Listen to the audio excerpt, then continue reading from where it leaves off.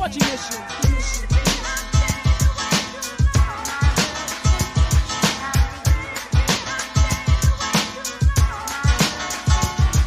I gave him the number, I saw it in his eyes. She gave me the number, I'm surprised. Good conversation over the phone.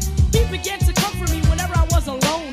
George was sweet, so nice and so neat. With any other guy, he didn't have to compete. George was mature, he made sure that he was the only man I'd ever adore. Girls, have you ever had a friend that you get with every now and then? I know for a fact George had a lot of girls spread out from state to state around the world. As long as he was smart and kept his girls in check, made sure I never saw them and showed me respect. He didn't have to be loyal like men should be. I don't care about the other girls, just be good to me. But if I ever saw one, that would be the end. He couldn't kick the storyline and she was just a friend. The girls I didn't care if I don't lie. See, cause Georgie was into making young girls cry.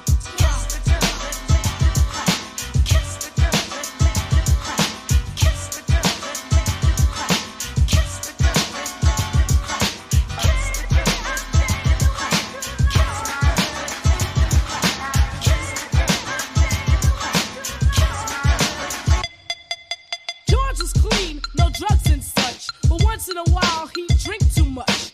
Hanging in the club where they played rockers. Him and his friend drinking vodka. I was looking for him, and I found him there. With his clothes messed up and his up hair. I told him he was messing up, he wouldn't go far. He got mad and asked his friends for the keys to the car. I said, don't drive, use your head. Drive while you're drunk and you'll kill yourself dead. We began to argue, bad words were said. Then he got kicked out by some long-haired dread. Ran into the car as if in a hurry. He started the car, but his vision was blurry. He didn't care, he drove off into the night, riding for miles without his headlights. Georgie Porgy had too much on his mind. He was still young, yet running out of time. Last week he took tests and the doctor told him George had cancer in his lungs and his colon. See, when he was 12, he started smoking. Paid no attention when he started choking. Thoughts flashed through his head, there they stuck. To Georgie Porgy, crashed into a truck. I wish I would have told him how I liked him so much. How he made me feel with the slightest touch. Now he's gone and I can't tell him nothing. Wish he was here so I could say something. Story is not to say that I'm in sorrow, just to say no one is promised tomorrow. If you love someone, you should say it often. You'll never know when they'll be laying in a coffin. Wake up, it's important that you know that no one on earth is promised tomorrow. Believe that, and don't think that it can't happen to you.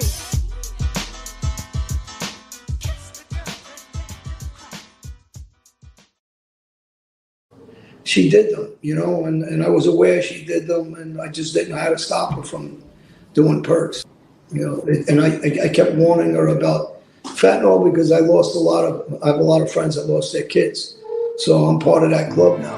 And I used to beg her, and tell her, please stop taking them. You don't know what's in them. In my daughter's case, is she didn't OD. For people that don't know the story, she was murdered by fentanyl. This is a picture of my daughter for the people that never seen her.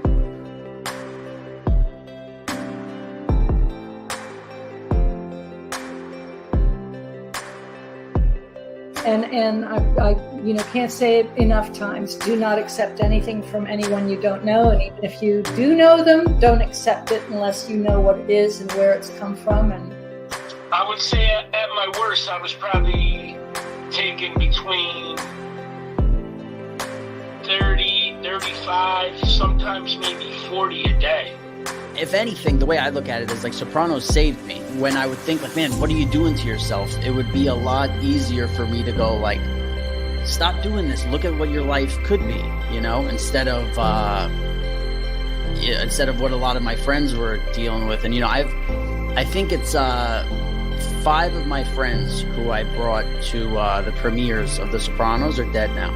I had my own battle with addiction as well. The Vicodin and Percocet, that was the thing. Never, I didn't do heroin, or it wasn't coke or anything else. It was Vicodin and Percocet. By 2005, I was a full-blown heroin addict and a crack cocaine addict. And even people with the worst kind of mental illness have a chance if they have the capacity to be honest with themselves. The reality is we've been lying to ourselves with every drink we put in our mouth, or every puff we take, or every, pill that we pop, or whatever we're doing. And then, we wonder why people get pissed off at us, but we don't see that it's what we're doing. It's not my mother, my father, my brother, my uncle, my sister. No, it's me too. The consequences are too severe for me. The damage I've done to my health, it's a fucking miracle. Nothing short of a miracle that I am still alive. So, if I can do it, any of you can do it.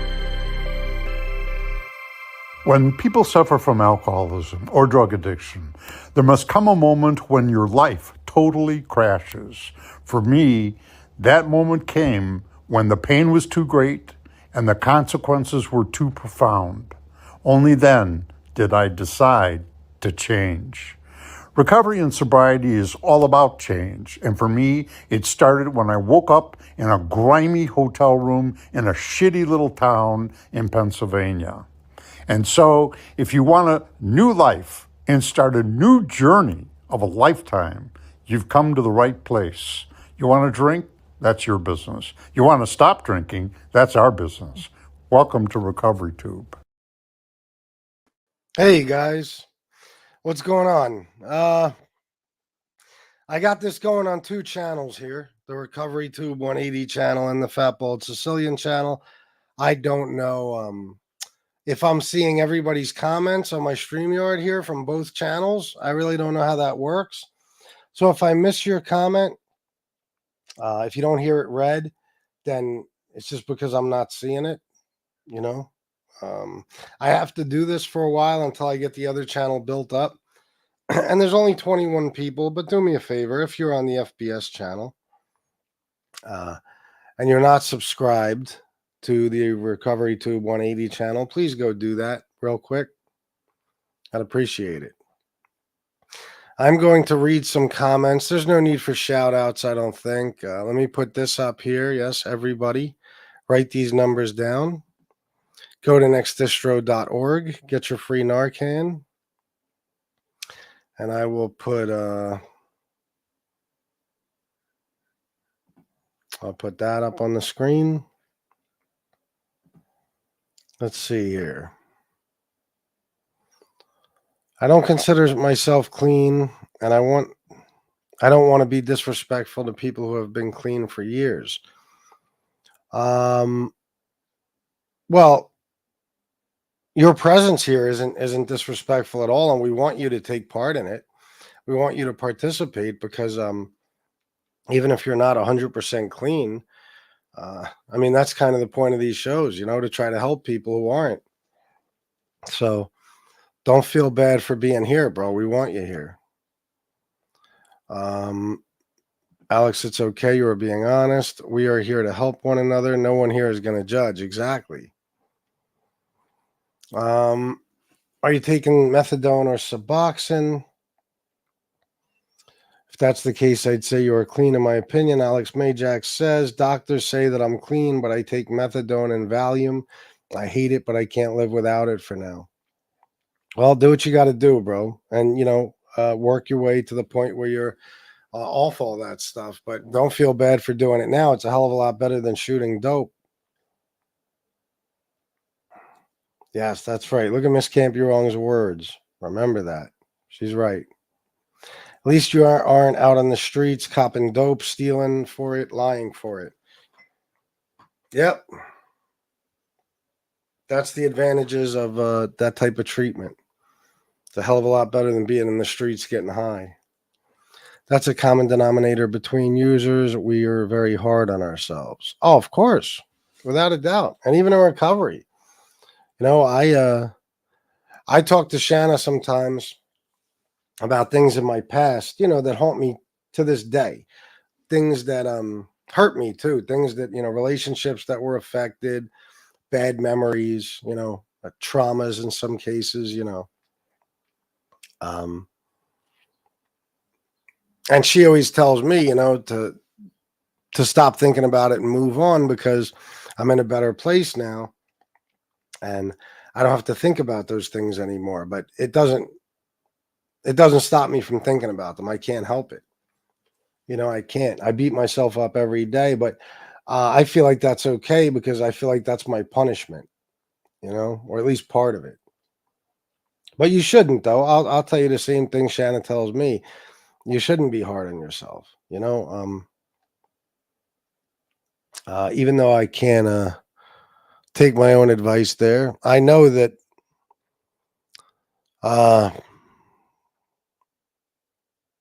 it's not going to help anything. It's not. What's done is done. Nothing we could do to go back and change it. All we could do is go forward and try to make sure we never make those mistakes again. That's all we can do. Who are you asking this to, Alex? Cyber Hotline. Hey, just so you know, Cyber Hotline, this is an addiction recovery show only. If you're here for that, that's cool, bro. We welcome you. I stopped using cocaine and started gambling instead. Well, what's the level of your gambling? I mean, are you a Joey Molino type of gambler, or are you an FBS type of gambler? Meaning, are you a degenerate, or do you just go every now and then to have fun and keep your mind off other stuff? Because if you're a full-blown gambling addict, that's no good. Although, depending how you look at it, it's better than cocaine use. I don't know how to judge that one. It's not good to be addicted to anything, but if you're just gambling here and there and doing it for fun, keep your mind occupied, good. It's better than doing cocaine.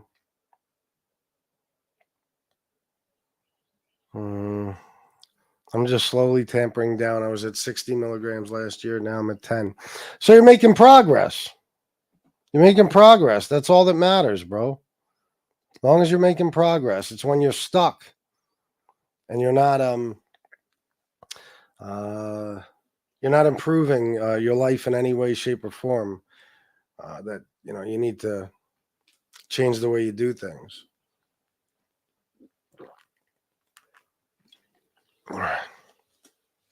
Yeah, ignore Bob Miller. He's an idiot. He has a point. She was murdered by fentanyl. John A. Light, yes, he does. I never heard anybody say that before him, but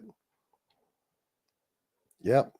My doctor told me the cocaine addicts and heroin addicts were different. Cocaine addicts are usually independent people with strong characters. Heroin users are trying to heal themselves. Alex, that's one of the stupidest fucking things I ever heard. How can anybody... A doctor said that? You might want to switch doctors. No, addiction, it can be used by people to heal themselves no matter what the substance is.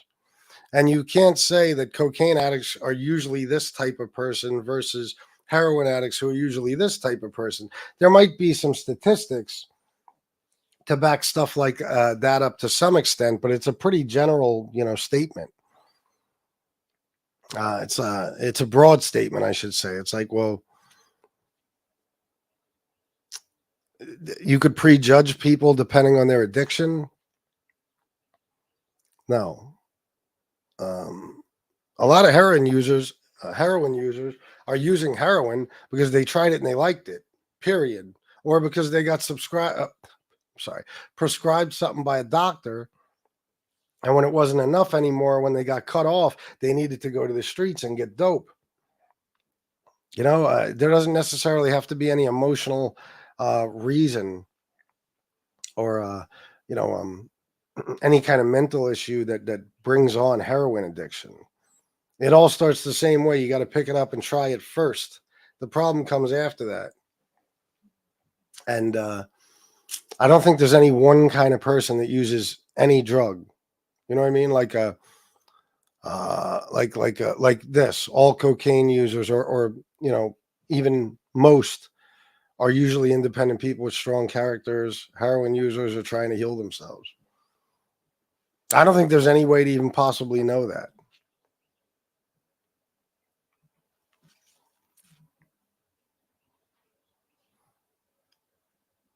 It's like alcoholics. Alcoholics, a lot of people become alcoholics because of trauma in their lives or depression or, their way of healing themselves, self-medication. But not all of them. Some of them just love to drink. They just love it. They're otherwise happy people. They have no issues other than the fact that they love drinking. Some people just drank so much for so long that they became physically addicted. There might not be any underlying cause of it. And I think it's the same with any substance. No, it don't matter, Alex. Wherever you are is cool. It doesn't matter. Both channels play in the same show, so. The harder on yourself you are, the harder it is to move forward in your life. Yes, that's very, very true. It leads to a situation where you're living in the past and it's impossible to move on, because if you're always busy thinking about the past, how can you have any type of future? I have a story that I can never tell you guys in a million years, of course. It involves somebody else, but it's a horrible tragedy that took place in my life, and it ruined my life for about 14, 15 years. And I wasn't able to really move on until I went to rehab. Not just that. That was the major issue, but there was a lot of other things, that kept me living in the past, kept me standing still. And it wasn't until rehab that I was able to put all that shit behind me and decide, okay, this is what it is. This is what happened. There's no changing it. And now if I keep dwelling on it, I'm going to die, or I stop dwelling on it and I'm going to live. I chose to live. That's what everybody has to do. You got to choose to live. You can't carry the past around in your pocket. You won't have room for the future. That's right. Alex Majax, I'm lying to my doctors. They always try to talk me out of it. So I have a bag of methadone at home. I don't know what to do with it. Get rid of it. I mean, you're on Suboxone, right? Why are you hanging on to it? I mean, I know why. I'm, mentally. But I would get rid of it.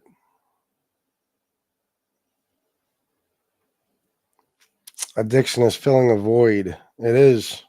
It definitely is. I sometimes think part of an addiction is to avoid dealing with some issue. Oh, there's no question about it, bro. Yeah, no question about it. That's why a lot of people are afraid to get clean or sober, or both, because now whatever the fuck it was you were hiding from, whatever it was you were masking, whatever terrible thing in your life you were running away from, you have to now face it. And you have to face it with a clear head, which makes it even easier. Even harder. I'm sorry. Makes it even harder. But eventually you have to. You got two choices. You either face these things or you die. If you're fine with dying, what can I say? I would still think about the people around you. They're probably not fine with you dying. But if not, if you want to live, if at any point in your life you want to get better and have a normal life, then you got to be willing to face these things.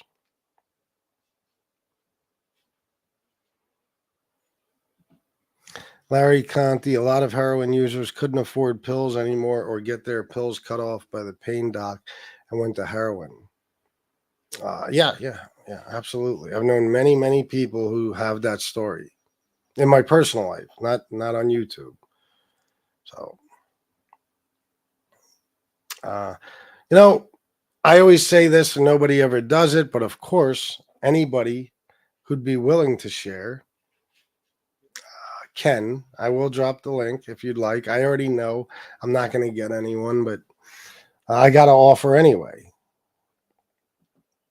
So I will drop the link in the chat.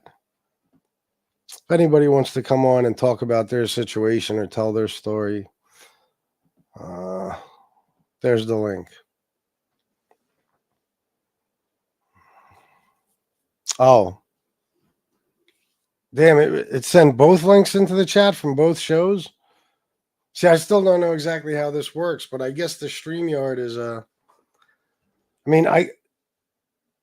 don't know how many viewers we have on each channel, but I have a total of 41 up here. It says 38 right here.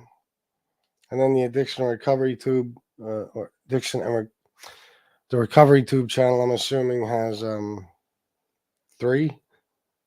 I don't know. It's good to understand your past, but the important thing is, what do we do now? Yeah, it's amazing what an incredible waste of time living in the past really is. Nobody has a time machine. We can't go back in time and fix anything we've done. We can't make anything better. We can't undo it. We can't. Once something is done, it's done. And there's no point in continuing to dwell on it. There just isn't. It'll eat you alive. I know, because it ate me alive. The things that I was trying to escape from, I guess, through my addiction. And guess what? When I got clean and sober, I had to face those things all over again. And I made the decision, okay, that's enough. That's enough. I can only make my life worse as long as I keep living in the past. It can never get better. It can't. It's impossible to make improvements. Impossible. Come on, Alex, grab the link. You don't have to show your face. Yeah, no pressure. But if you'd like to, Alex, feel free, man. It would be great to hear from you.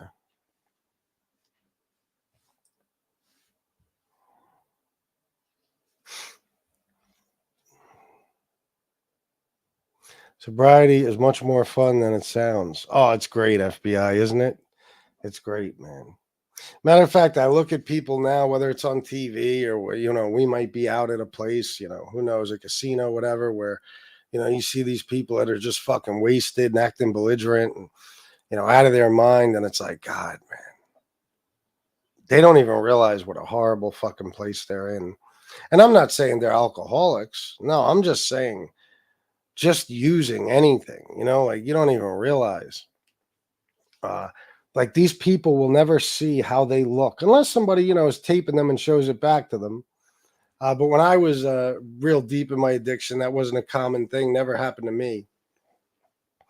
But you can't see yourself. Like if you could see yourself right now, it would sober you up real quick and you'd want to stay that way. They look like fools. They act like fools. They embarrass themselves. And, if they are addicted in any way, shape, or form to whatever substance it is they're using, they don't understand how much better it could be if they just were able to get help and stop using, drinking, whatever. It'd be so much better.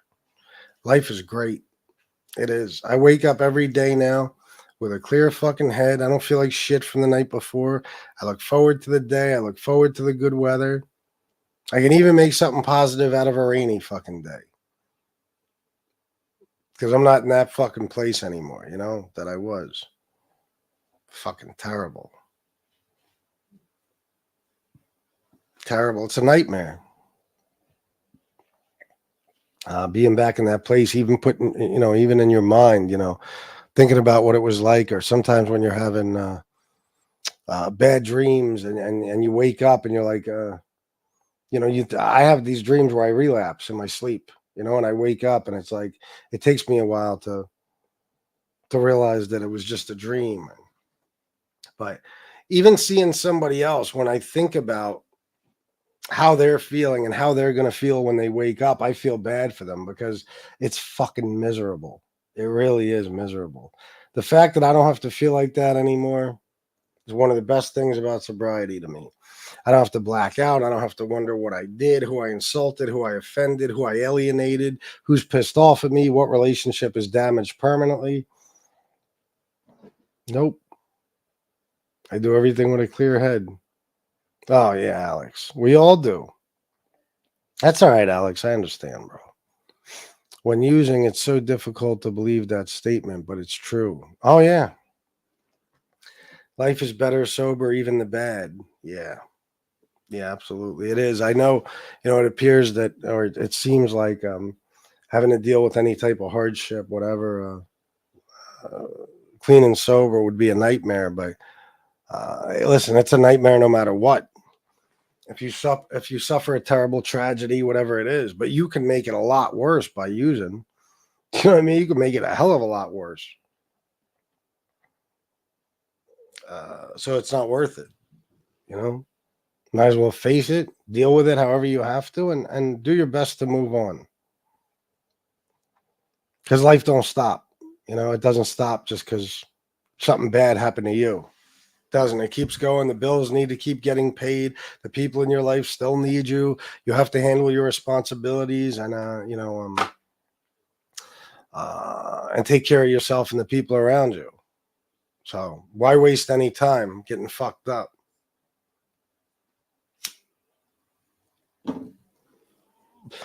My wife filmed me when I was on H. She showed me the video the next day. My eyes were rolling. I was nose diving, brushing my teeth, and falling asleep at the same time. I was horrified. I cried. Yeah, I can only imagine what that was like for you, bro. I remember, I will say this, a long, long time ago, I'm talking about mid-90s, I got wasted at my brother's one time, man. Fucking wasted. I mean, it was ridiculous. And he videotaped me a lot throughout that night and showed it to me a while later. And I wasn't even real bad yet with drinking, you know. I wouldn't even say I was an alcoholic yet, although I might have been at that point.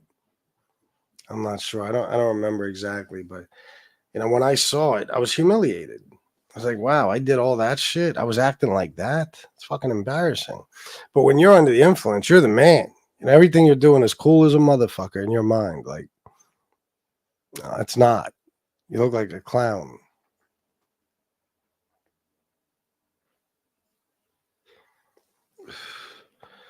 Muggsy, don't come in. Listen, Muggsy, you're welcome in the FBS chat and stuff, but this is not.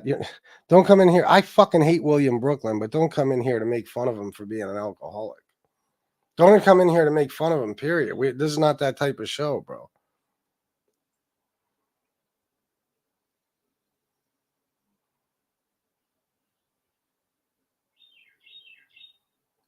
I know what you're saying. You're making a joke. Don't be a William Beer. In other words, don't go on a show and pull your dick out or something, I'm assuming. But yeah, no, it's all good, Muggsy. You're always welcome, but it's always got to be somebody. They forget. It's an addiction recovery show where they just don't care. Oh, shit. Leave it to Muggsy. That might be a fake Muggsy. It might be. I don't know. But then again, I mean, probably not. No, it's all good, bro. No problem, man. I understand. I'll talk about that guy later. If I do another, regular FBS show. But not on here.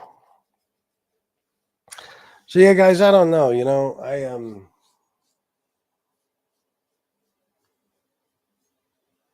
Sometimes I think about. Oh, it's your other account? Okay. I was thinking before this show. I always think, what I want to talk about during these shows, and I've told you the story of my addiction, but I haven't told you 90% of the things I did throughout my addiction. And some of them I can't. Some of them I can't. But there are some that I can, and eventually I will. Maybe even on this show I'll decide to tell one this episode here. But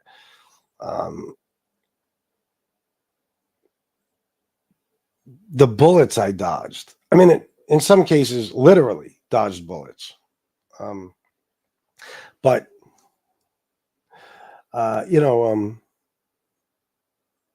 metaphorically speaking,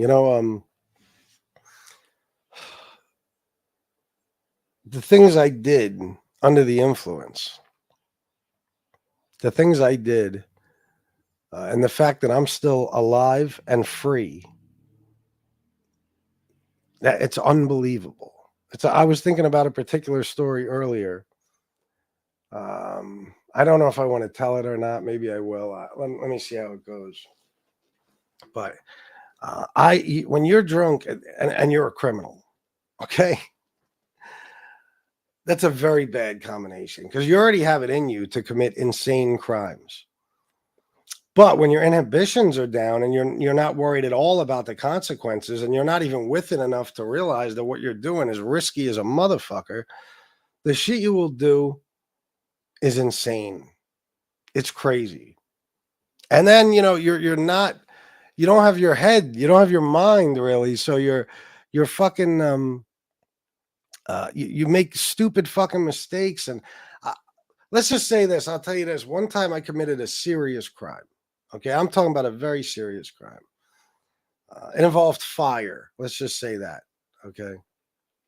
And it was early in the morning, but it was daylight. You know what I mean? Broad daylight. And I fucking, I get in my car and I try to get away. And I drive to this parking lot. It's a specific restaurant. I'm not going to say which restaurant. Statute of limitations is up, but still. I go to this restaurant and I pull in. I think I was driving the little, remember the Hyundai Scoop, the sports coupe? They were bad as fuck looking. I posted a picture of myself in it, the one I had on here a while back. But I drove to a fucking a parking lot, and I guess I was going to try to make a phone call. I don't think I had a cell phone. This is a long time ago. And I fucking drove over one of the, what do you call the little things that you park, the little bumper thing that's right in front of you, the concrete thing. I don't know what you call that, but I drove over it and the car sat so low that I swear to God, this is true, I got stuck on it. My wheels were in the air. No bullshit. Not much in the air, but just enough. They weren't touching the fucking ground. There was nothing I could do. I just committed a serious crime. I knew the cops were every fucking where. I'm in the vehicle I used to commit the crime. Okay. And I got stuck because I was a fucking drunken moron. And you don't even know what I had to go through to get the fuck out of there and everything else, and how close I came to getting caught. And if I had, you know, I don't know if I'd still be free today. I don't know. Or I don't know if I'd be free even today, you know, even though it was a long, long time ago. Probably, but I would have done a lot of fucking time. Shit like that you do when you're under the influence. And the average alcoholic isn't doing stuff like that. But like I said, I was a criminal. And these things were already in my head. You know, I was already willing to do stuff like this when I was clean and sober. Not all of it, but some of it. So what alcohol does to you, and drugs too, is it makes you say, not even it makes you say fuck everything. You just say fuck everything because you don't feel anything. You don't feel any fear. You have no, you're not afraid of any type of consequences. Your inhibitions are down and everything seems like a good idea. I mean, that's just one story. You have no idea how many life or death situations I put myself in. Not just, you know, taking the risk of doing drugs that might kill you or drinking so much that it might kill you. But I'm talking about situations where I could have gotten killed or gone to prison for a very, very long fucking time just because I wasn't thinking with a clear head. So I really wasn't thinking at all. It's unbelievable. It really is. And I don't miss that shit.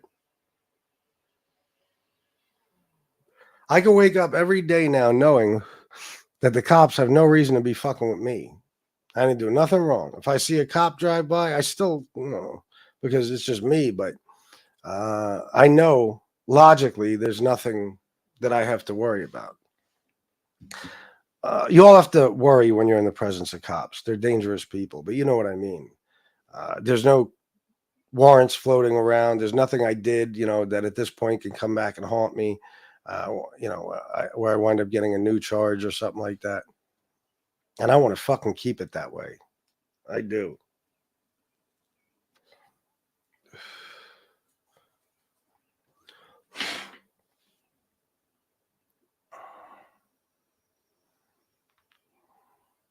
Living reckless? No.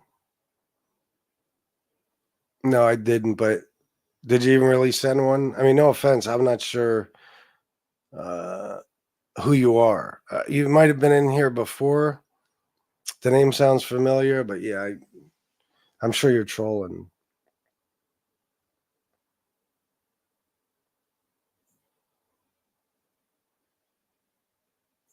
Well, look at this, guys. I wonder if this is really. Let me see something here. Hold on. Oh yeah, of course, bro. Mine too. Let's see something here. Is this really him? Yo. Hey, what's up, Chris? What's up, Damien? How you doing, bro? Good. How are you? Good, man. I'm glad to have you on here. I didn't expect you to pop up. I didn't see you in the chat or anything. Yeah, I just joined. I had some stuff going on. I just took a shower and jumped on here, and then I saw that you dropped the link, so I figured I'd jump on. See how everything's going. Definitely, bro. I'm glad. Hold on. Yeah, if that's Kane Shades, block him right away. Are you talking about Living Reckless? If that's him, yeah, just block him. Classless, cocksucking fucking weasel. Anyway, go ahead, Damien. My bad, bro. No, how's everybody doing today? I think we're all chilling, man. Just chatting. Sometimes I don't, I don't know. I don't have a topic in mind, so I just read the chat and go back and forth with people. I know you haven't been around that long. Yeah, no, I heard you saying that earlier, so I figured, I could come on and kind of give my little testimony of the bullshit I'm going through this past week. So yeah, please do, man. If you want to tell us your story and stuff, go ahead, bro. Yeah, I mean, I don't really know where to start, but I just know about, back in 2000, I worked for a phone company, and fell off a pole, shattered my ankle, had full surgeries, ended up getting. Bro, you're breaking up. Hold on, bro. You're breaking up real bad. Is there any way? Can you hear me now? Yes. Beautiful. All right. Yeah, I don't know where I left off or what you guys heard, but back in 2011, I worked for a phone company. I was on a pole, gapped out, fell, shattered my ankle, ended up getting hooked on painkillers. And, that's just been my ride since, for about 12 years.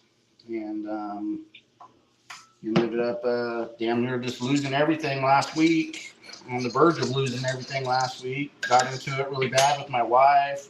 Started breaking shit, and the next day I just woke up and said, I'm done. I'm done, either live or die. And I choose to live and try to save my family and my home. And that's just it's been a fucking roller coaster, dude. I'm doing it all cold turkey without any type of rehab or detox or anything. And I could just say today I'm 7 days clean on pills and 6 days clean on alcohol. And I'm going to keep driving every day, every minute. If I can't do it every day, I'm going to do it every hour. So, but I will tell you, yeah, thank you.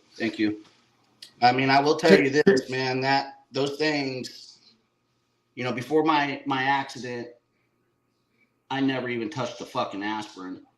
And, it's just amazing how fast those things can take over your life and control it without you even knowing it. And I'm sure. With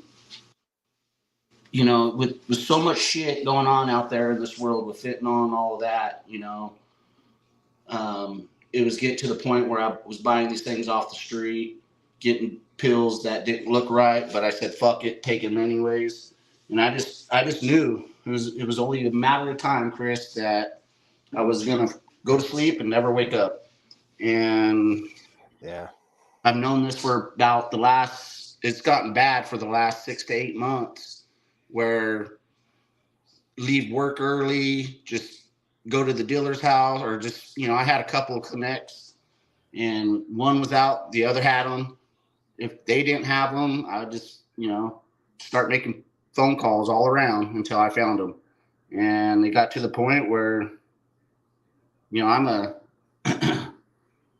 pretty successful. I have, I'm a project manager. I make pretty decent money, but that's good. At the end of the day, when you're living paycheck to paycheck to feed your addiction, god damn, man, I just wish, fuck, that just makes me sick to my stomach. to even No, I know know. that I put myself, my family, my kids through all that. And, you know, if anybody else, you know, is out there that's battling with opioids, man, just, I hope you wake up one day and just realize those things are just, they're just not it. They're not it. They're not, it, Yeah. you know, I was chasing the next high. Like I couldn't get out of bed without popping 4 of those fucking things. And I could tell you right now, it's been a week and I feel 10 times better. Like my body, my mind, I could think straight. Am I out of the danger zone? Fuck no. I'm No. giving myself at least 6 months to a year before I even think I'm going to be out of the danger zone. But I do know today I'm sober, and that's all I can say. Yeah, that's all that matters. What how long on this last run? How long were you using? Like, were you clean before that? Yeah, I was If off and on. if I missed anything, I apologize. Go ahead. No. Yeah, I was off and on. I mean, when I first got on them, I was on them for about a good 3 solid years. And then I got off for, I don't know, maybe 2 years. And then these past 7 years, because I had to go back in for another surgery, and they gave them to me, and it was just like, boom, back on them. And I would say these past 7 years, it's just been every day. I couldn't live without them. But when it started really getting bad, because I could go a day without them. It was fine. But it got to the point these last 8 months where I couldn't go an hour without them. I was taking at least 25, 30 of them a day. And it just got out of hand, man. It got out of hand. And How did you? Oh, go ahead. No, go ahead. No, I was going to ask you, how did you first get started? Oh, I broke my ankle. I was at work. I fell. I shattered my ankle, and I had surgery. And they gave them to me after my surgery. And from there, I was just, you know, taking one or half of one. Then my body got tolerant to it. Started taking a full one. The next thing you know is 2, and it just spiraled out of that. Did you ever when did you get cut off? What do you mean? Cut off from the prescriptions? Did you, or? I cut after 3 years. I cut myself off because I knew that I didn't want to do them, and then I went, you know, about 2 years without taking them. But then I had to go back in for another surgery, and they gave me another prescription, and then it blew up after that, and then it just got worse. Because, you know, Chris, you know, if you go for so long, or say you get clean and sober, and I think you or anybody that has been addicted to anything, if you stop, you get clean, you get sober, if you relapse, it's not, you're not relapsing back to just one drink or one pill. It's the double, because you have to find that one drink. When you first ever had one, you're chasing that high, that first high. So when you relapse and you go back to it, like for me, it wasn't just one pill, it was 2 pills. Then it got up to, you know, 4 pills. And then here at the end, I was taking 6 pills at a time. And so I would say after that, after my last surgery, I got back on them. I winged them. And then this last 2 years, or not 2 years, but last 8 months, the doctor did cut me off because he saw that I had an issue. And yeah, they always do eventually. Yeah. Well, because I kept calling in before my prescription was due. Like, hey, I need them. I was making up excuses like, I got to travel for work. Can I pick them up early? No. So then they finally they talked to my wife, and my wife pretty much told them, yeah, cut them off. So that really put a damper in our relationship. But however, she saved me. So, well. Yeah, she did. At that time, she did. but then I ended up finding him on the streets. And that right there is when it really spiraled out of control, because I wasn't really knowing what I was taking, bro. I mean, of course not. And financially, I'm sure it's a hell of a lot different when you got to buy them on the streets. Dude, so between me and my wife, I mean, we clear over $300,000 a year. She's a nurse, and with my job, I mean, with what I do, I mean, we make very good money. But when my money coming in, I'm stealing it, taking it away from the family, and she's like, "What the fuck, dude? What's going on? Like, what's happening? Where's all of our money at?" Like, I was stripping shit out of my 401k, my retirement, and it just got to the point. She just pretty much, it was last week, a week from today, last Wednesday, when we got into a huge blow up, and because I was in so much denial and I was lying about it, that she just fucking threw it in my face again, and I blew up. And the next morning when I woke up, she wasn't here, and I realized I had a problem. Either I had to face it or not, and I'd rather face it. So rather save my family than and my life than have another fucking pill. I can tell you that right now. Did she come back? Oh yeah. She's been with me. She's been my shoulder. She's been everything. She's my huge supporter. She's I don't think I could have done it without her. And what's sad is that we talk about this. We just talked about yesterday, actually. The sad thing is it took that huge fight, because I mean, we're madly in love. I mean, she's my best friend. I'm her best friend. But it took such an ugly fight for me to realize how fucked up I really was. And it took me to hurt her and hurt her feelings so bad to realize that. And that's what keeps driving me forward every day. I need to stay sober, is because the pain I saw in her eyes when I lost control. And I know it's only been a week, but that's the one thing that I just keep picturing in my head is the pain in her eyes that I caused. And it kills you, right? Kills me, yeah.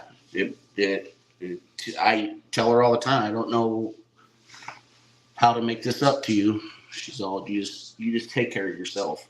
That's how you're gonna make it. Yeah, that's all she wants. You don't have to make it up to her. Just that you are making it up to her by staying clean. It's amazing the damage we could do to the people around us, bro. The chaos we can cause, the destruction when we're using. It's unbelievable, and it happens so quick. And it could take a lifetime to try to repair. Yeah. Oh, absolutely. I have 2 older kids that when I first was addicted, I lost them. I mean, I talk to them every once in a while, but they're older. You know, I'm pushing 50 and they're in their 20s, but I hardly ever get to talk or see them anymore. My daughter got married last year, didn't invite me to the wedding, and I have a 9-year-old son now that I could not. I started to push him away too with my addiction, and luckily he's hanging on, and I got to do everything for my wife and my 9-year-old right now. And then hopefully one day I could sit down with my 2 older ones and just talk to them about how fucked up I really was and amend my relationship with them. But right now I just know I need to make myself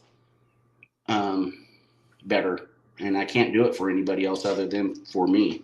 And I know it sounds selfish, but at the end of the day, that's the only way I could do it. I can't. Of course. So if I'm not doing it for me, then what the fuck's the use? Yeah, exactly. And let me ask you, so not to get too personal, but your 2 older children, is all their anger towards you based strictly on your addiction, or was there other issues there, or what? It was based on my addiction. Yeah. Yep. Because it wasn't just pills, because they didn't really know about the pills. It was alcohol.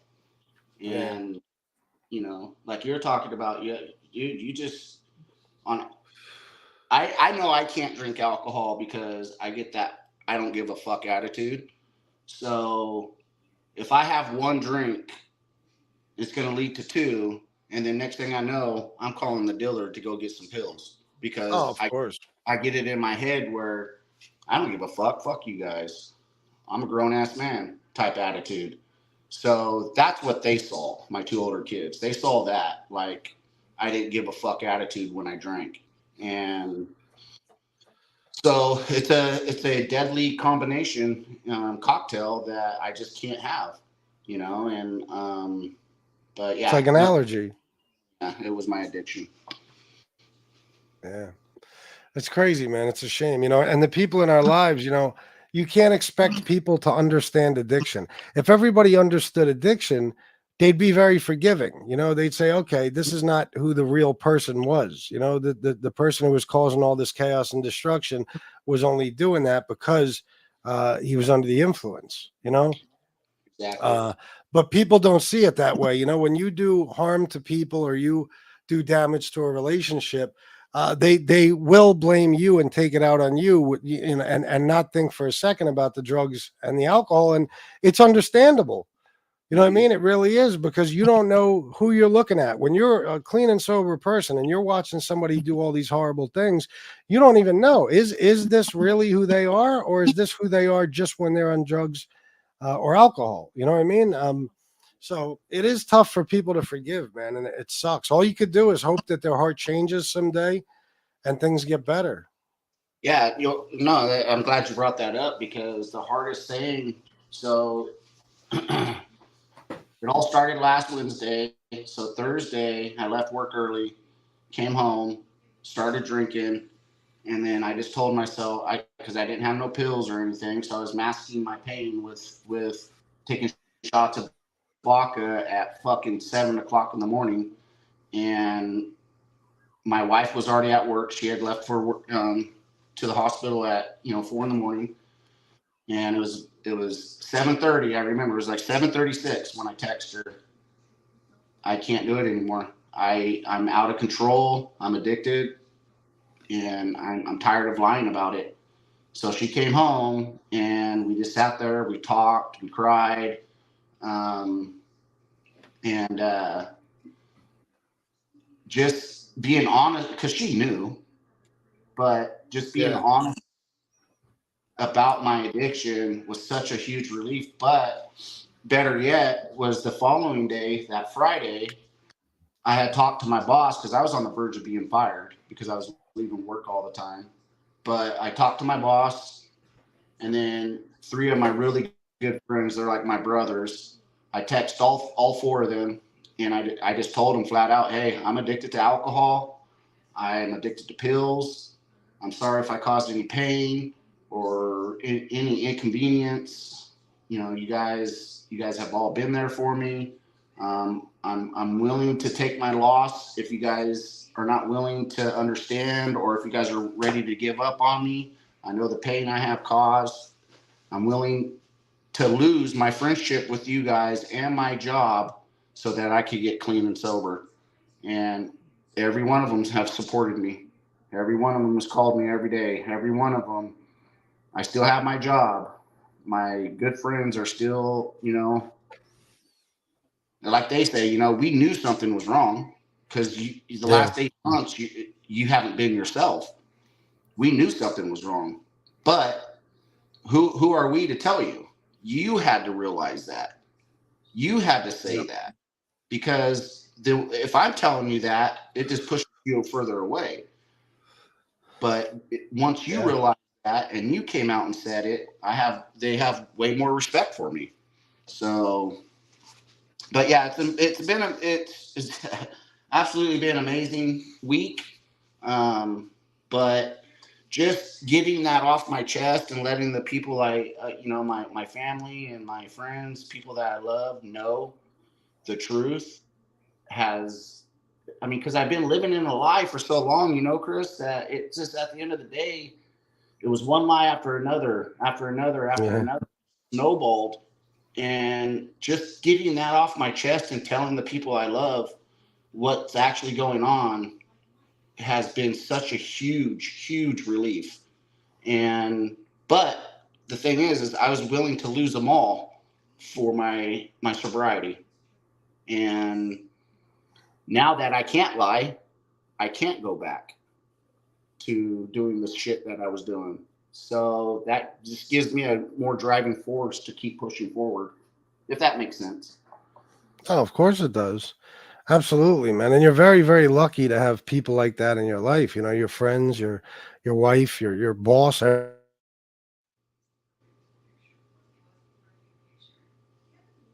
lost you. You there? I lost you. Yeah, you couldn't hear me? Yeah. Last thing I heard was you're very lucky. Oh, hold on.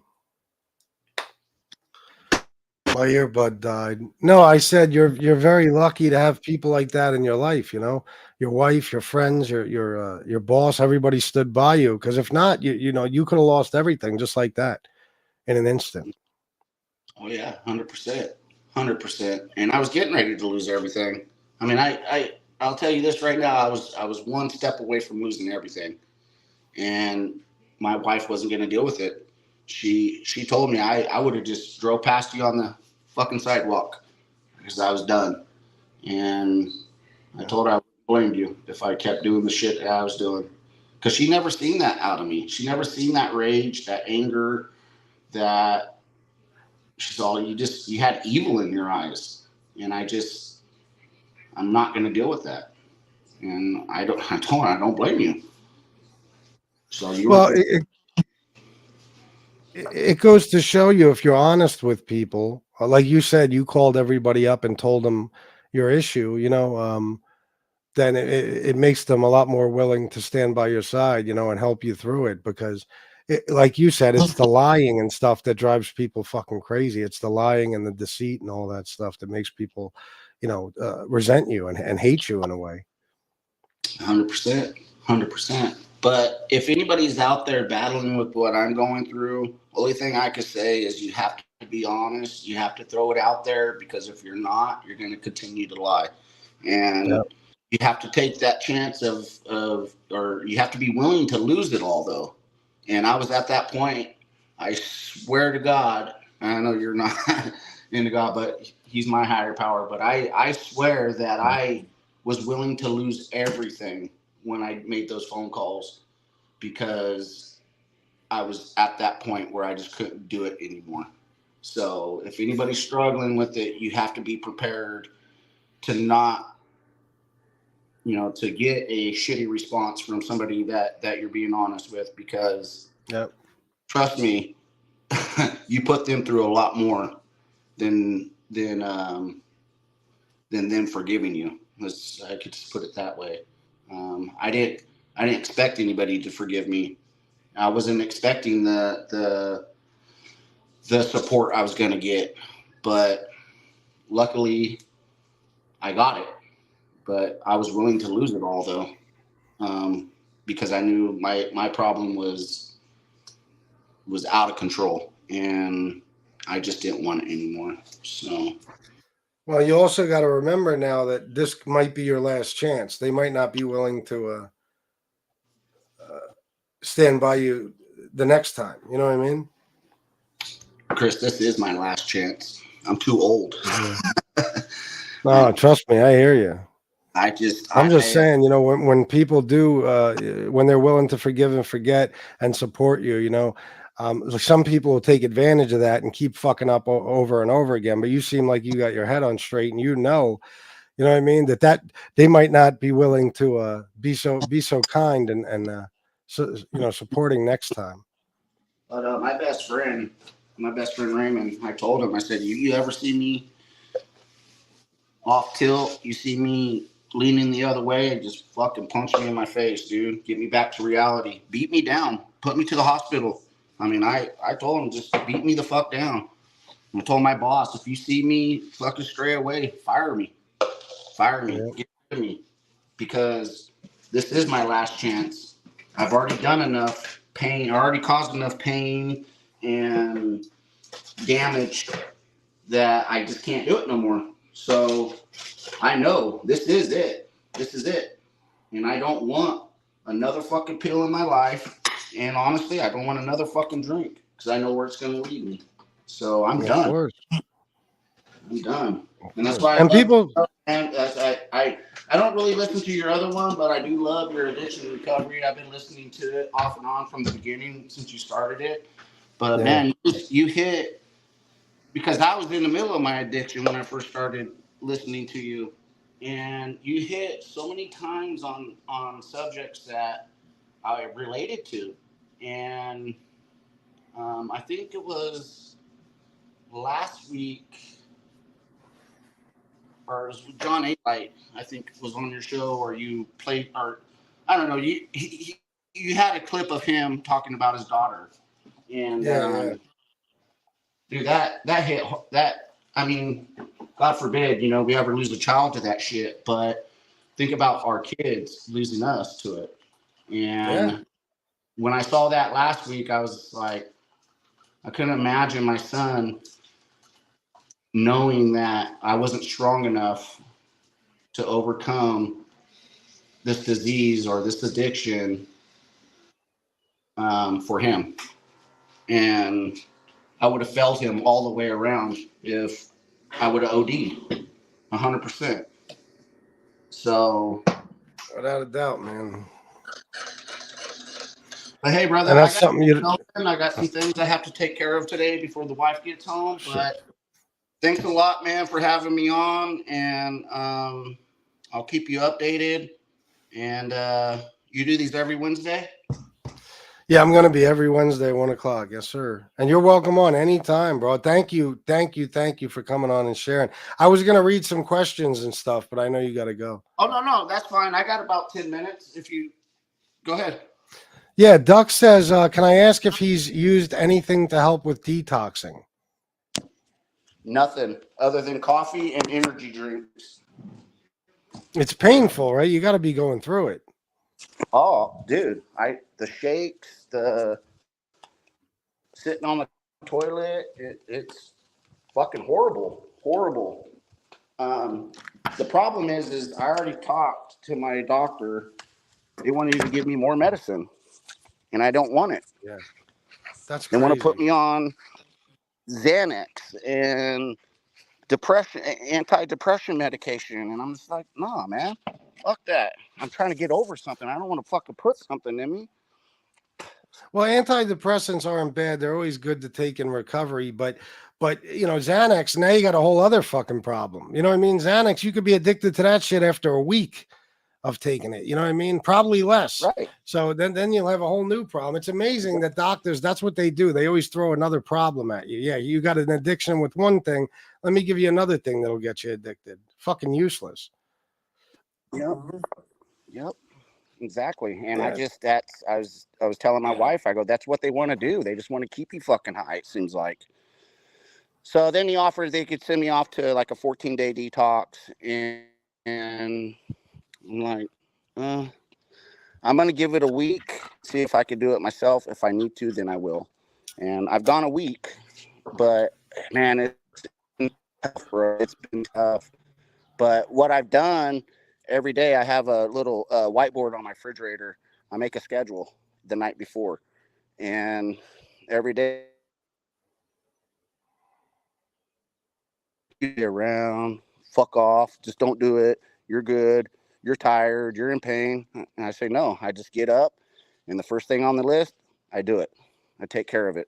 Second thing, take care of it. And the next thing I know, my mind's off elsewhere, and I'm not even really thinking about it. It's just when I'm sitting down by myself is when it hurts the most. So I have to constantly keep busy.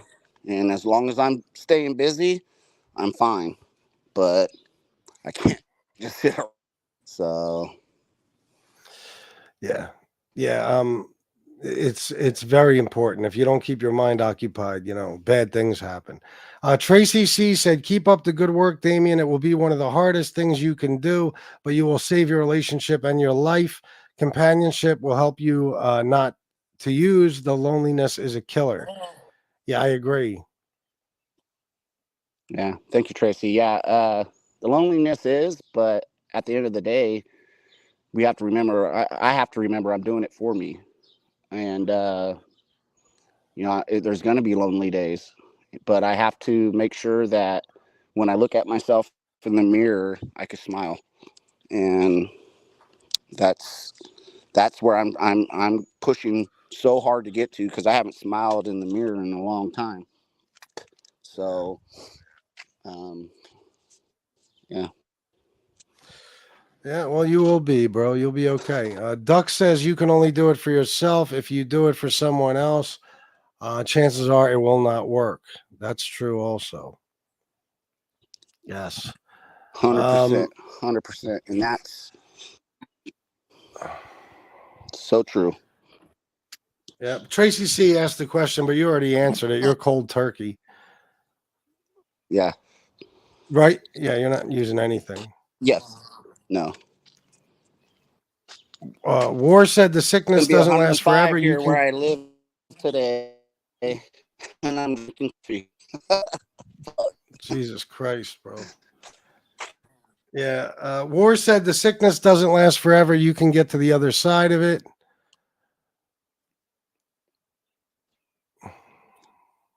I can't hear you anymore. I'm having troubles here. Can you hear me?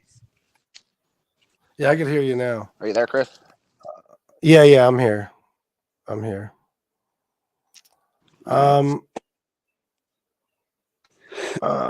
see. Yeah, I think that's it for now. I don't see any other questions really. A lot of kind words for you. Beantown Patsy said, "Great show. Hang in there, Damien." Yeah, bro. Listen, man. I wish you the best, bro. You're obviously a strong guy. You made the right choice. You made the choice for your family, and you're gonna be okay, bro. I know you are. We're always here for you, man. And please, bro, anytime you want to jump on and just talk to us, I'd love to have you on, bro. Yeah, I got your donation set, so you can come on for your addiction recovery. So next Wednesday, if you don't mind, because it helps talking. So I'm push the button to log in, but it does happen. But if you don't mind, I'm not busy next Wednesday. I just call in. Yeah, that would be great, bro. You're always welcome on, and I love when people come on and share. You're still there. It helps me a lot. Yeah, it helps me out. It helps the chat out. Yeah, if you can hear me now, yeah, you're more than welcome next Wednesday, bro, and any Wednesday. All right, brother. Well, I appreciate it. Thanks, everybody, and you guys all have. All right, you too, bro. All right, peace. Yeah, he's not his thing is cutting in and out. Damien, I was having a hard time hearing you towards the end, man, but thank you for coming on, bro. Thank you. It means a lot. Alex Majak says, be patient. It gets better every day. Duck says, doing it for someone else can be a great motivator, but you need to want to do it. That's true. Beantown Patsy, Chris, get me your email. I'd like to come on sometime. Bro, anytime. It's fatballeditalian@gmail.com. Miss Campion says, Damien, hug your wife. Yeah, for real, man. You got a good woman there, bro. Toucan wants to come in here and talk shit to me, and he thinks he's not going to get an answer. Let me go to his brilliant question. Where the fuck is it now? Hold on, I will find it. Alex said he doesn't feel fully clean and sober because he takes Valium. Chris, you take gabapentin multiple times a day for anxiety and trazodone, a major antidepressant. How are you clean and sober then? Well, we've gone over this a million times. I'll make it very clear. Valium is a benzodiazepine. Valium is a narcotic. Valium is extremely addictive, physically addictive, mentally addictive. Okay, it's a very serious substance. Okay, if I was taking Valium, I would not be clean and sober. Okay, I take gabapentin. You're right. Gabapentin is given to people. DJ Kaz had it given to his very young daughter. For I think chemo for cancer to make her feel better, or for some reason they gave it to her. They give it to people for joint pain. They give it to people for depression. They give it to people for anxiety. They give it to people to help them sleep. And they also give it to people to help with cravings for alcohol. Many alcoholics and addicts in general will be put on gabapentin by a doctor who would never put them on anything that's going to become an issue or that's a narcotic. Okay, it's very, very simple. These are non-narcotics. Okay, I've been taking the exact same amount of gabapentin every single day for 5 years now, and I've never had to raise the dose one bit. Okay, I've gone days without it, no issue whatsoever. I know you try to do this, Toucan. You don't like me, and you guys try to do this to try to somehow take away my sobriety. You can't do it. You can Google it, and you can call any doctor you want and say to them, is a person who's on gabapentin and trazodone not clean and sober? And they will laugh at you and say, no, they're absolutely, as long as they're not using any substances, any addictive substances, any narcotics, any alcohol, they are clean and sober. Okay, so I know you thought you weren't going to get an answer, but in case you forgot, Toucan, I'm smarter than you and pretty much everybody you ride with. Okay, anybody who tries to bring up this question. You can Google gabapentin right now for alcohol abuse, gabapentin for drug and alcohol recovery. Google it. Now, why would they give you something to help you with recovery if it's something that's going to get you addicted and become an issue? They give it to you to keep you from using your drugs of choice or drugs and alcohol at all. Trazodone is another thing. You said it exactly. It's an antidepressant. Yes, absolutely. That's what it is. You said it. You gave yourself the answer. It's an antidepressant. So no, if your grandmother or your mother or your father or your younger sibling or your aunt or uncle takes antidepressants, they are not a drug addict. They're not. I can assure you, unless they're on other, actual drugs. Okay. Trazodone is prescribed to me for sleep. For sleep, not even for depression. It's prescribed to me for sleep, as it is many people for sleep. I was a lifelong insomniac. And when I went to rehab and the doctor went through my medical records and talked to me and stuff, he knew very well that I was going to need something to help me sleep. Because I used to use Valium and Ativan and Xanax and Klonopin to help me sleep, and alcohol. So he gave me, as you said yourself, an antidepressant, which is a non-narcotic. Okay, and it's not going to turn anybody into a junkie. I promise you that. You can ask Shanna how many nights I just fall asleep without it. But in general, if I didn't have it, yeah, I'd probably, for long periods of time, I'd probably become an insomniac all over again. So that's why that's given to me. So yes, I'm 1,000% clean and sober, Toucan. I don't know what you are, but I am. That's trazodone and gabapentin. Any fucking rehab in the world is most likely going to put you on those two things, because when you're in recovery, you're going to have two issues: depression and insomnia, without a doubt. Oh, and anxiety, of course, too. So yes, rehab doctors put you on these drugs. You know what I mean? To keep you from using anything else. Now, if you were to talk about methadone, and I'm not knocking anybody who takes methadone, that's something else.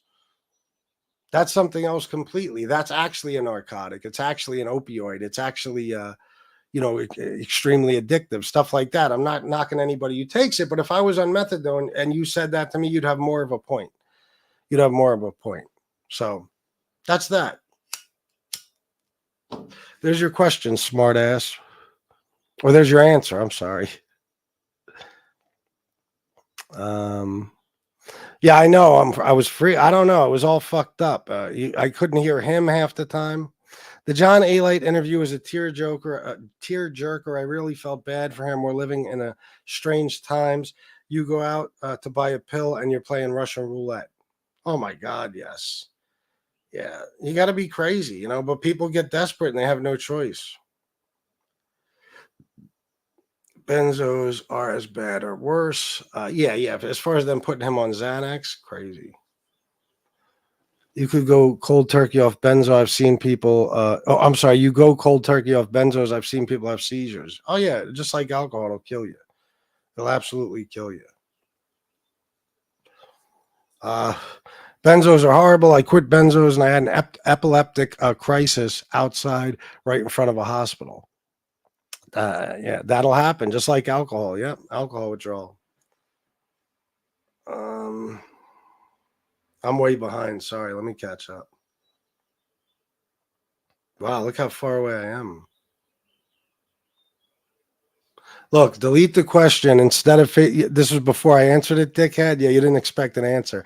Delete the question instead of facing reality. You're clean and sober according to you. If you take a crutch to get through the day, gabapentin for anxiety and trazodone doesn't count. Non-narcotic. Yeah, right. Look it up. Toucan, you don't have to take it from me, bro. Look it up. I went to my doctor, okay, and I said to her, I said, let me ask you something. I said, I do an addiction recovery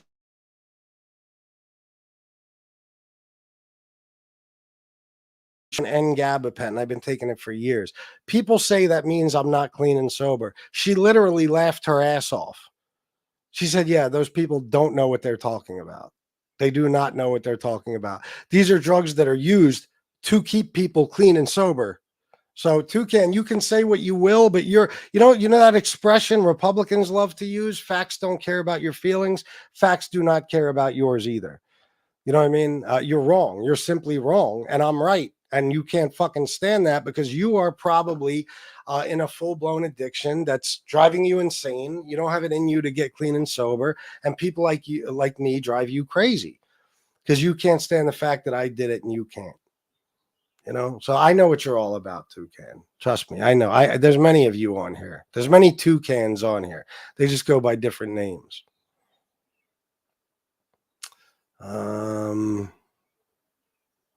It's for nerve pain too, dumbass.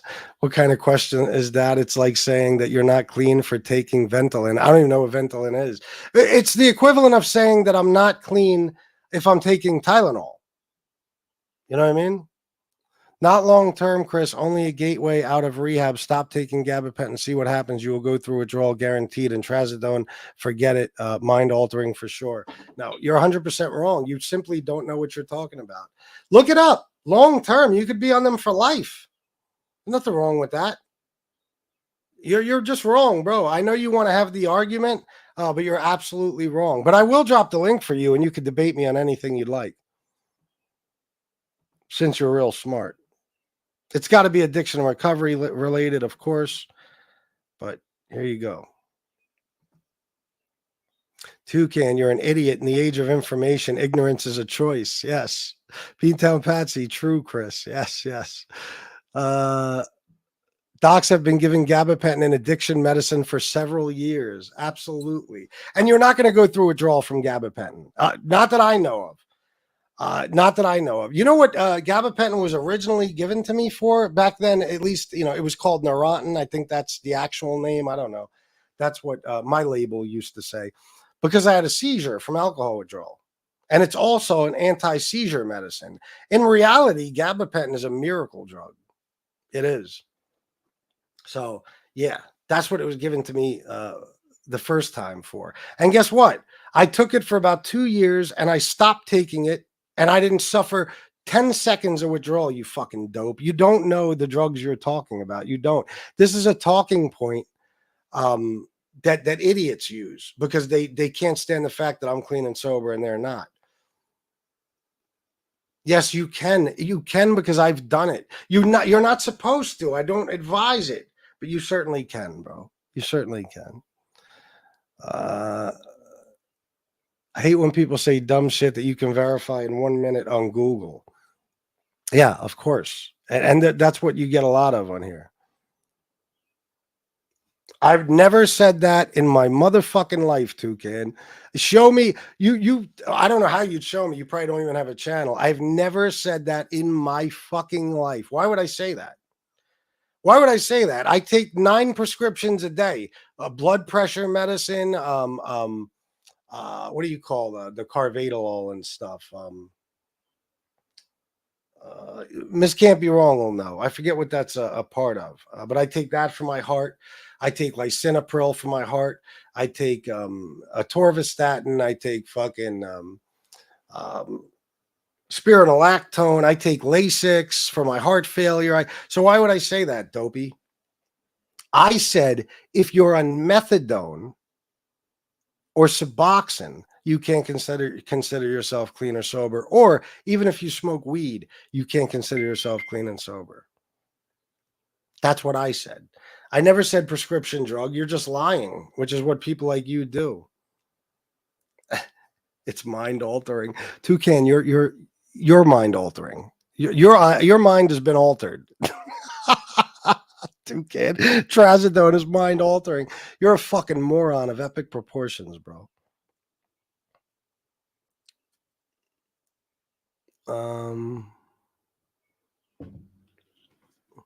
Toucan, it should be illegal. Okay. What are you on, Toucan? I wonder. By the way, I dropped the link. Where are you?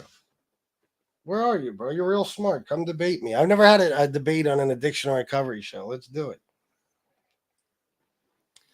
Here, I just want to let everybody know because I don't bullshit. Not like you guys don't know me already. If I drop the link and anyone grabs it, as long as I can see who they are and I know they're not going to drop their dick on the screen, they're allowed to come on. Look who's not down there. Toucan.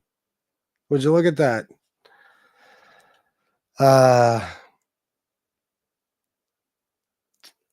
What are you talking about, Miss Can't Be Wrong? After what amount of time? Let me see. I got to catch up. I got to go back a little bit. What's more addictive than heroin? You talking about methadone, I'm assuming? I'm not sure.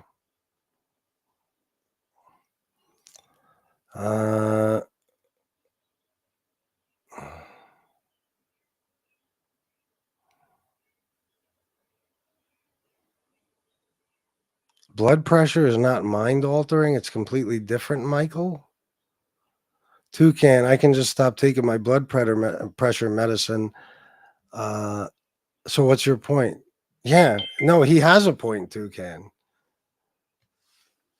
Blood pressure is not mind altering, or the blood pressure medication. Now what you're saying doesn't even make sense. Oh, yes, methadone. Yeah. And I'm not even knocking anybody who's on methadone. I'm just saying that you can't say you're 100% clean and sober. It doesn't mean you shouldn't stay on it to stay off dope. That's just and if you smoke weed, a lot of people have this opinion that you could still smoke weed, but you're clean and sober. That's stand-up guy logic. No, you're not. No, you're not. Absolutely.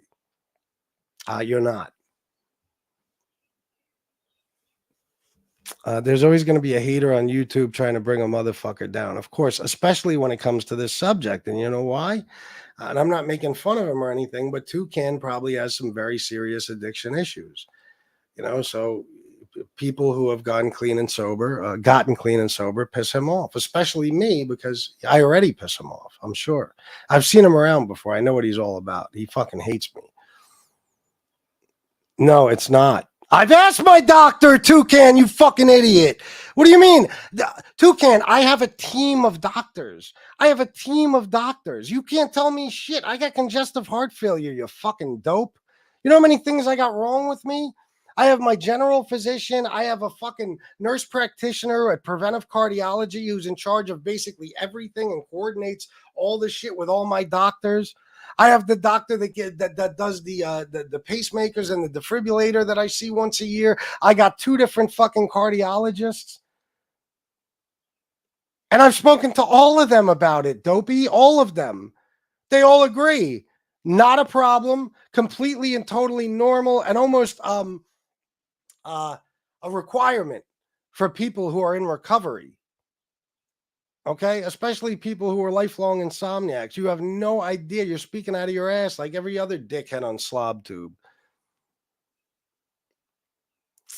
Let me see. I never did a drug in my life, Chris. You can't be any more wrong. So why aren't you coming on to debate me on it, Toucan? Why not? Ventolin is an inhaler? Oh, okay. I think I heard Eminem say that in a song. Give me 1 second, guys. I got to go take a piss. I'll be right back. Don't leave. Sorry to be graphic, but I'll be right back. Toucan, stick around. Stick around, bro.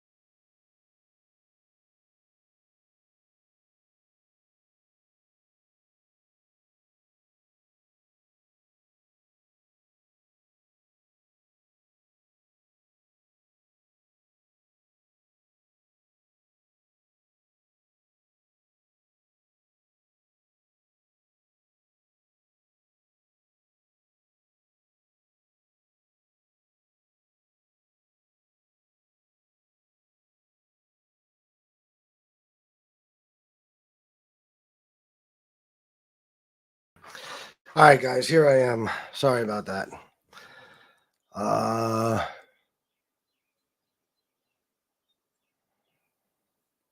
No, methadone, I agree, Toucan. It's a totally different thing. There's no comparison. There's no comparison at all. You know that when people started bringing this up, like Lefty's a dope addict, so he would bring up that I'm on trazodone and gabapentin. You know, we proved it like 8,000 different ways, right? That what you're saying is 100% wrong. Gabapentin is used to treat epilepsy. It's used to treat everything. It's used to treat everything. And gabapentin and trazodone are two of the most commonly prescribed drugs to recovering addicts, specifically alcoholics, because they suffer from such sleep disturbances and shit. They just are. My wife is a nurse. You want me to bring her down and ask her? I will as soon as she gets out of the shower. You can get high off gabapentin, but you got to take handfuls. You take handfuls of anything, you're going to be fucked up. Gabapentin will fuck you up if you take a lot.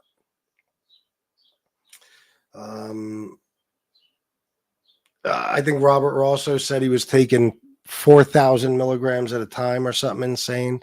I take 300 milligrams 3 times a day. Then why take it at all, Chris? You're lying. For sleep, dickhead. I said every now and then I fall asleep without it. But that's because it's still in my goddamn fucking system. There's a half-life to these things, you fucking moron. There's a half-life, you know, and if you stop altogether, once it's out of your system, all of a sudden you might not be able to sleep anymore. So yeah, sleep is part of a healthy life. Sleep is necessary for a healthy life. It's necessary for everything. I would go insane just for your sanity. So yeah, absolutely. I will take non-narcotics to help me sleep. It's like if I went to Walmart and I got melatonin, or I mean, it's a little more serious than that. I know, but you get my point. I would be no more, or I am no more of a drug addict taking trazodone and gabapentin than I would be if I was taking melatonin. You know what I mean? Or some Tylenol sleep shit. You know, you're trying, but it's not working, bro. Yeah, he's nice to have around for comedic relief. He's making the same argument people were making years ago and they failed miserably. Yeah, if you're going to talk shit, grab the link. No, he won't. He has no balls. He'll just leave comments. I'm a chronic pain patient who has to take painkillers for quite some time. Yeah, well, listen, if you have to, you have to. I feel terrible for people with chronic pain, and I hope you're feeling okay, no, ma'am. What do you take every day? Shit bag, yeah.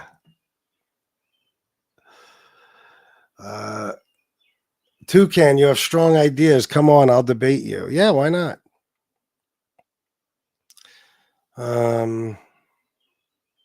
You're dumb as a sack of hammers. Yeah. This guy doesn't even realize that I will not even take CBD oil for anxiety or anything. I will not use mouthwash with alcohol in it. So if I thought trazodone or gabapentin in any way, shape, or form made it so that I wasn't clean and sober, or if I felt that I had some sort of addiction to them, or if I thought they were affecting my recovery in a negative way, I would just never take them. I quit fucking this dummy. I quit fucking cocaine and alcohol the first time I went to rehab. I went to rehab once in my life. I'll be 5 years clean on the 21st of this month. And you think I couldn't just stop taking trazodone and fucking gabapentin? He's an asshole. I'm a chronic pain patient who has had to take painkillers for years.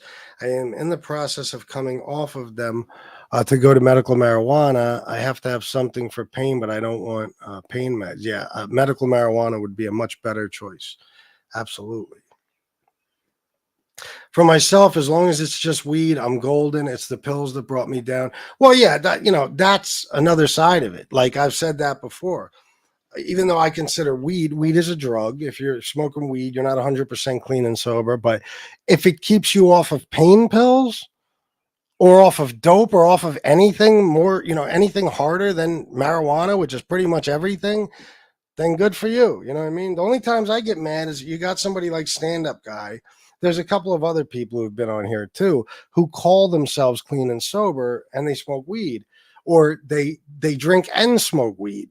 It's insane. And I just take it seriously because it's a form of stolen valor. People have worked their balls off and suffered to be clean and sober, to become clean and sober and stay clean and sober. So when people just use that and say they are too, when in reality they're using, you know what I mean? It's irritating. It'll piss you off, especially if you're one of those people who worked hard and suffered to become clean and sober.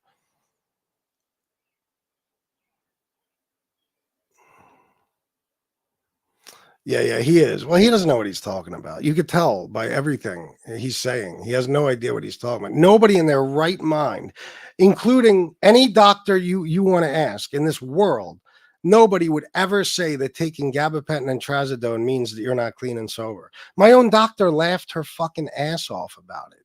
And I don't lie. You know me, guys.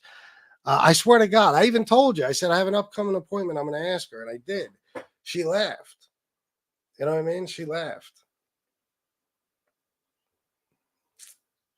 I mean, judging by, his idea of things, this fucking toucan, then you're telling me that the doctor might as well just have me on Klonopin? You know what I mean? Or Ativan or something? No, it's a totally different fucking thing. It's a totally different thing. Plus, I have no feeling, nothing. I can't even tell you Gabapentin at that dosage, when you're taking it that long, does nothing to a person. Nothing. All it does is help them sleep. But I mean mentally, like as far as getting high or something, no, it just isn't going to happen. Trazodone is the same fucking thing. I take trazodone at night, 15 minutes before I go to sleep. That's it. So, I don't even take it as an antidepressant, but that's what it technically is. He has no idea what he's talking about. Barroso may very well pass away in prison. That's a very real possibility if he's back in the feds. All we could do is hope. No, I know, War, you don't have to apologize here, bro. I feel the same anger you do. I'm doing okay, FBS. Tomorrow's my last day for radiation. Still have to take chemo. I feel terrible for you, man. I have a friend who's going through that. It's miserable. I mean, I can't understand it because I've never gone through it, but I know, I'm seeing him go through it. I feel terrible for you. I think Rosso is oddly happiest behind bars. It's what he knows. Well, listen, that's, people who have been there for a long, long time. It's nothing to them, but this is a different show anyway. We should be talking about addiction and recovery. Then again, you are, because he has issues. Weed makes me paranoid. If I smoke weed, I can't leave my house. I've always hated it. Knox 5150. All right, bro. And let me tell you something. We're talking the kind of pain that will make you absolutely crazy. Oh, I missed your earlier comments, but I'm sure you go through it. I know you do. Oh yeah, I swear to God. Yeah, well, let him. What I mean? It's like Toucan here. He came in, he talked shit, he got annihilated. He made 0 point that made any type of sense. He didn't win anything.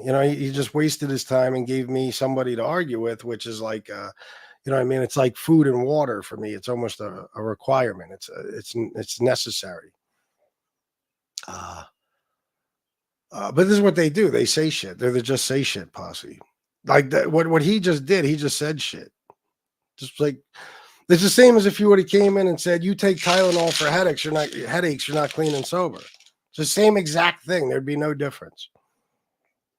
Anyway, these shows don't usually devolve into that type of arguing, but whatever. It was all addiction related. Because listen, if you're on gabapentin or trazodone,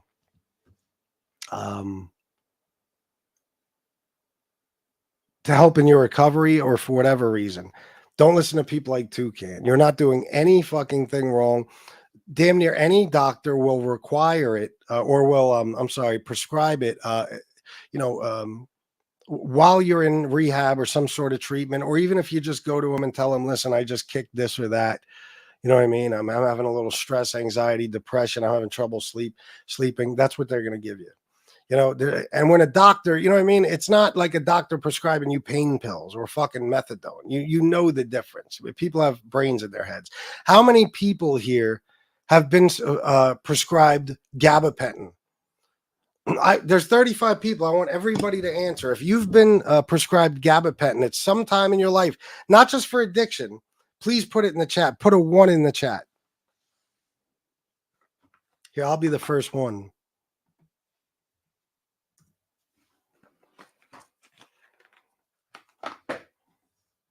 Sally, yes. Alex Majax, I have. There's me. Sally, yes. War, yes. No, ma'am. Stop with calling Chris an addict because of gabapentin and trazodone. This is the most uneducated shit I've ever heard. It is.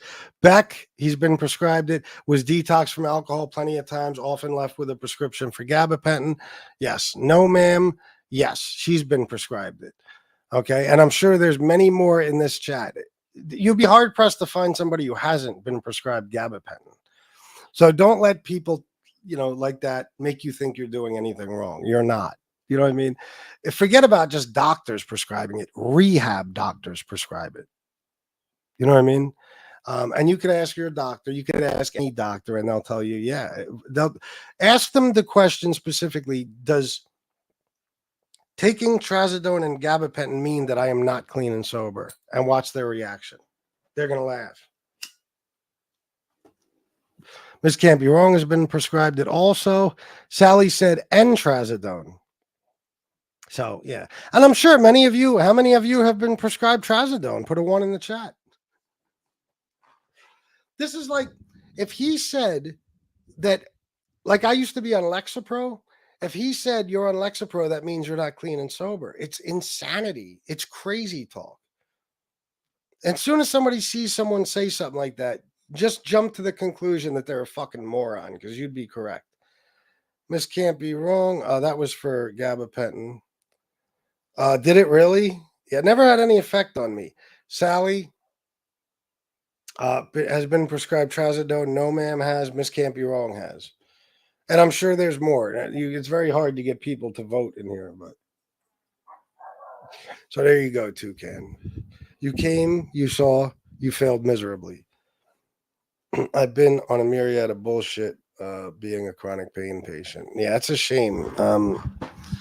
I always feel terrible for people with chronic pain because thankfully I've never experienced it, but I know that when you're in that kind of severe pain, you're going to take whatever you have to take to make that pain go away, and nobody can blame you. Rehab doctors prescribe it. That says it all. Yes. Yes. You're on Lexapro, Sally? Yeah, I used to be on it too. I didn't like it though. I had side effects from it. Anyway, that's it, guys. Listen, forget all that bullshit. I want to thank Knox 5150, Damian Knox, for coming on. That was great, bro. I appreciate you, man. You have a good story, and you did the right thing, bro. You did the right thing, and I'm sure you're going to stay on the road to recovery, and your life is going to continue to be good, bro. You deserve it. So thank you for coming on and sharing. And everybody write down these numbers: National Addiction Hotline, Suicide and Crisis Lifeline, and go to nextdistro.org, please. Fill out a little questionnaire. A questionnaire. No, it's not I'm sorry, wrong word. Quiz. Watch a video, fill out a little quiz, and then,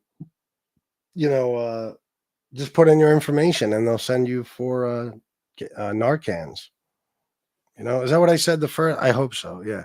Go there for your free Narcan.